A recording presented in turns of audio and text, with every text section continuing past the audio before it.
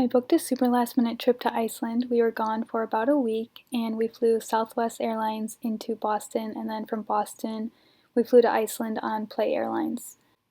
And as soon as we landed in Reykjavik at their super nice and modern airport, we picked up our rental car from Blue Car Rental, and we did pay for full coverage plus roadside assistance just because we didn't want to have any issues. I heard it costs a lot to fix a car, and cars have a lot of damage there just from strong winds and other tourists. And this was me trying to film the eruption. I'm not sure exactly where it was, but the first thing that we did was go to downtown Reykjavik just because we weren't able to check into our hotel yet, so we were kind of just wandering around. We got breakfast at Bread & Co.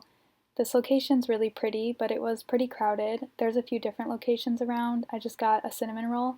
And then we walked around while we ate. And you do have to pay to park in most parts of downtown Reykjavik. There's a map online where you can see where you have to pay. And our flight arrived at 4:30 in the morning, and we weren't able to check in till 3. So it was really hard to find a bathroom from 3 until like around 9 or 10 when businesses opened up. So just keep that in mind if you have an early flight. I would try to find a hotel that allows early check-in. This cafe did have public restrooms. Not all of them do. And then we got lunch at this famous hot dog stand. My husband really wanted to go to it.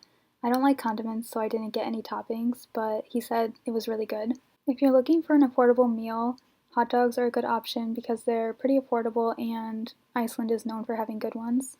And then we checked into our hotel and we went to a grocery store and came back and just hung out and went to sleep.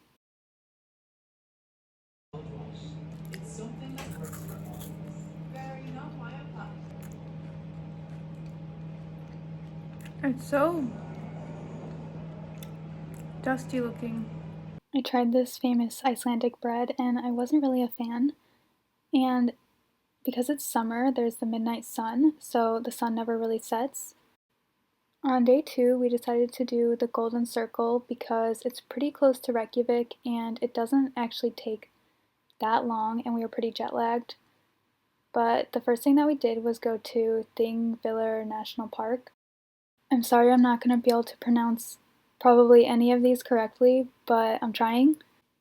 And this park is a UNESCO World Heritage Site because of its historical significance. And right here you can actually walk between the North American and Eurasian continental plates, which was really cool.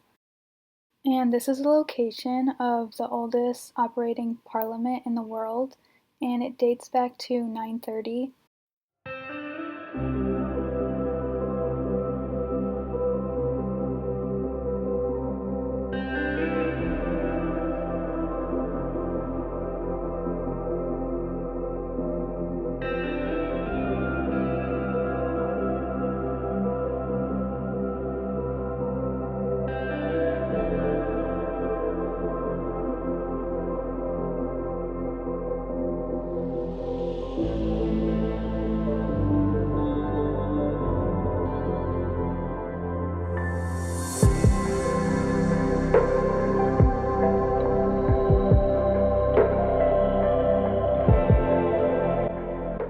And the next stop was the Geyser Hot Springs.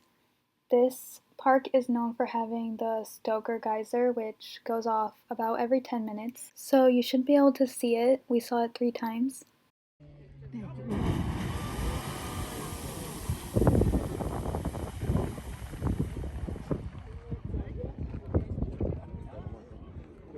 On our way to Gullfoss, we stopped to pet and feed these horses. There's the owner that has a little stand where you can buy food to feed them.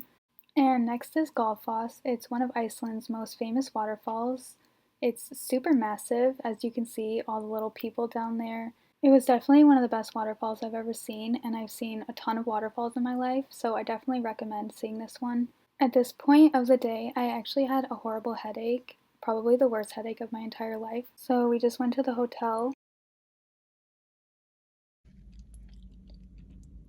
I got some fish and chips for dinner. On day 3, we decided to drive along the southern coast, and we woke up super early because we had a ton to fit in this day. We left by 6 a.m., and we definitely didn't get to see everything. in this area, but we did as much as we could and all the things we wanted to see the most. First, we went to Seljaland Foss, and this is a very famous waterfall because you can walk behind it. Keep in mind that you do get super wet if you go behind it. I didn't walk behind it because I had my camera with me, but my husband did and he got soaking wet. The area around this waterfall was super green and lush, and it looked really cool.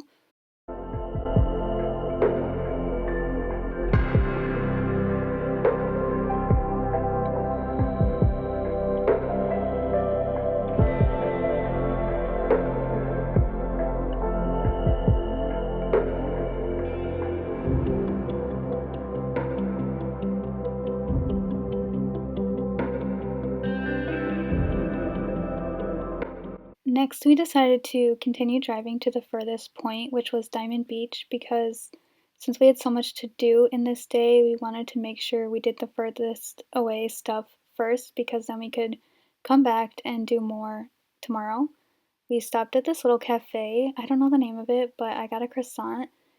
It's on the right side of the road along the southern coast, so you should be able to see it if you're looking for it. And some of these are just pullouts, like this one where you can see glaciers. And then we came to Diamond Beach. There weren't actually that many diamonds on the beach, and in case you didn't know, the diamonds refer to chunks of glaciers that float down and then they wash up on the beach from waves, and probably also from the tides. It's okay that we didn't see a lot of diamonds because where I grew up there are beaches and it's snowy there, so there's always snow on the beach and it kind of looks very similar, but I know it's not glaciers, but it's okay. And this was also a black sand beach. The sand was super nice and fine. And then we walked down and we saw this sea lion laying on the sand. We definitely didn't approach him, this is zoomed in, but he was really cute. And if you drive a little further across the bridge and turn left, you can find this spot where you can actually see the icebergs. And you can do boat rides between the icebergs, but we didn't do that. It would be really fun to come back and do that some other time because this was one of the highlights of the trip. I thought it was really pretty.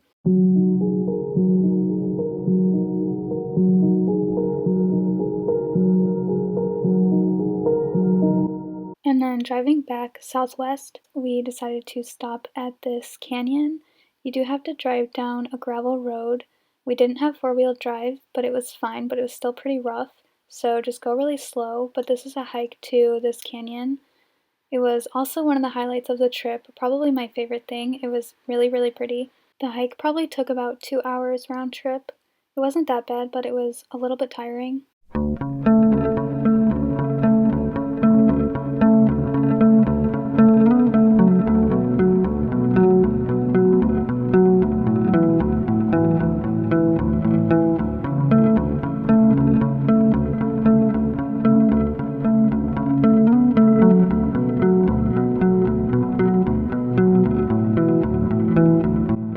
If you come to Iceland in June, there will be these beautiful purple lupins literally everywhere.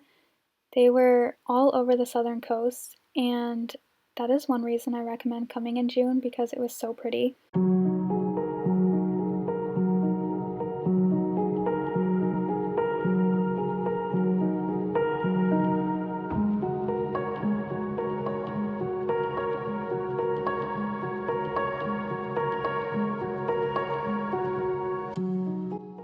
We came across this waterfall on the side of the road. There's a pull-off for it with a little parking lot. I don't know the name of it because I can't find it on Google Maps, but it was pretty nice. And then we just continued driving southwest or west, I guess. We got Black Crust Pizzeria for dinner and we ended up just getting carry-out because it was really crowded, but it was really good. We just split this little pizza. And then we drove up to the top of this hill behind the church that is in Vic, and there was a bunch of lupins, and they were really, really pretty.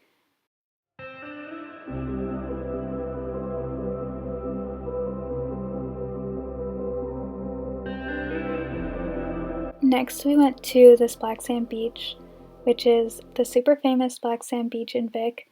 This is where you can also find puffins, and that is another reason to come in the summertime because puffins are nesting and it's really easy to see them. You can see them flying around here. They're the ones that are flapping their wings really fast. This was something I really wanted to see in Iceland because I think puffins are so cute. And our last stop was Skogafoss. This was a super massive waterfall, definitely one of the highlights of the trip. And you can actually camp in this parking lot, which I didn't know about. That would be really fun to do sometime. And it was around 10:30 p.m. at this time. As you can see, it's still pretty light outside. But after this, we just drove back to the hotel and we didn't get home until 1 a.m. So it was a super long day. I would have probably split this up into 2 days if I would have known, but I didn't. For coffee, we have been using the mugs that are just at this hotel, and then we've just been drinking these. They're pretty good. Not amazing, but pretty good. I just use like 2 of them per cup. Last full day, got another cinnamon roll from Bread & Co. And I also got a cappuccino. On day 4, we decided to go back to finish the rest of the Golden Circle because I had that headache and we had to come home early.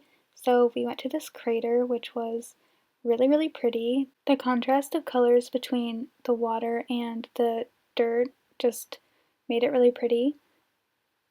You can actually walk around the rim of it and go down by the water and walk around down there. So you definitely can see it from all angles. You do have to pay a little bit of money to see this, but it wasn't very expensive. And then we went back to Reykjavik because I wanted to do more souvenir shopping because the first day I didn't really get to buy anything. But yeah, we just kind of walked around some more and we went in some more boutiques and souvenir shops. And that was really fun. I did buy some things. I will include a little clip at the end of this video to show you what I bought. I went in this Christmas store and it was so cute. They had so much good stuff. And walking around Reykjavik, all of the little colorful houses are so adorable. Also, make sure to try Icelandic ice cream because I've heard it's really good. My husband got it, but I didn't get it. After that, we went to the fjord that is right above Reykjavik. This is my first time ever visiting a fjord, and it was really amazing. It was just so massive and definitely one of the highlights of the trip.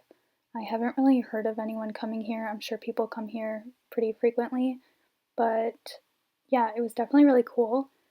On Google, I saw that you can see orcas in this fjord. I'm not sure if that's true. We didn't see any, but we definitely tried to. I don't know. Maybe you'll get lucky. The wind was super strong this day, and it was actually really hard to drive and even really hard to walk, but it was still really fun. And then we decided to get dinner because it was getting pretty late and we didn't want all the restaurants to close. So we went to Sea Baron, which they're famous for their lobster soup, and they also had the fermented shark fin that my husband tried. I didn't try it. He said it was not as bad as people kind of act like it is, I guess, but it was pretty bad. And then we went back to the hotel because we had to pack up all of our stuff and it was pretty late. So then after that, we just went to bed. And the next morning was our last day. It was only until about 12, that's when we had to return the rental car. So then the next morning we woke up, got a cinnamon roll, checked out of our hotel, and then headed towards the airport to check out these hot springs. Last thing before we go back to the airport.